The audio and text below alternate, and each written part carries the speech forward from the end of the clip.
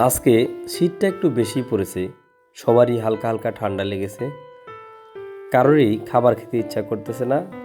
তাহলে ভাবলাম যে আজকে অন্য কিছু খাবো, আমরা রাতে ভাত খাবো না। অবশেষে আমরা বাসায় পাস্তা রান্না করলাম। পাস্তা রান্না করে আমার 3 সন্তান, আমি এবং আমার স্ত্রী সহ সবাই আমরা অনেক মজা করে সেই পাস্তাটি খেলাম। যদিও শরীর ভালো না, ঠান্ডায় সবার মুখ নষ্ট হয়ে আছে, তবু অত্যন্ত সুন্দর সময় কাটতেছিল আমাদের। অল্প অল্প করে আমরা খাইলাম, ভালোই লাগলো।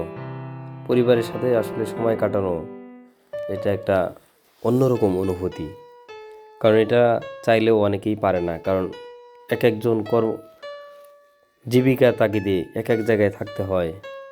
কিন্তু আল্লাহ আমাদের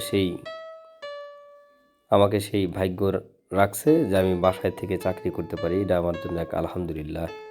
এবং পরিবারের সাথে মাঝে মাঝে সময় কাটাই, সন্তানদের নিয়ে মাঝে মাঝে ঘুরতে বেরোই।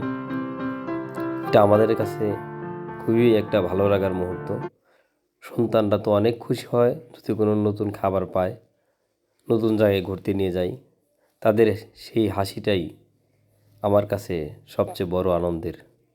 আমরা সবাই চেষ্টা করব পরিবারের সাথে সময় কাটানোর, কারণ শুধু টাকা পয়সার পিছনে ছুটলেই চলবে না। মনের যে একটা প্রশান্তি, সেই প্রশান্তি চাইলে পারিবারিকভাবে সময় কাটাতে হবে। দেখবেন যত ক্লান্তি থাকুক, যত দুঃখই থাকুক, যত কষ্টই থাকুক, আপনার কিন্তু সেই ক্লান্তি আর থাকবে না। ধন্যবাদ।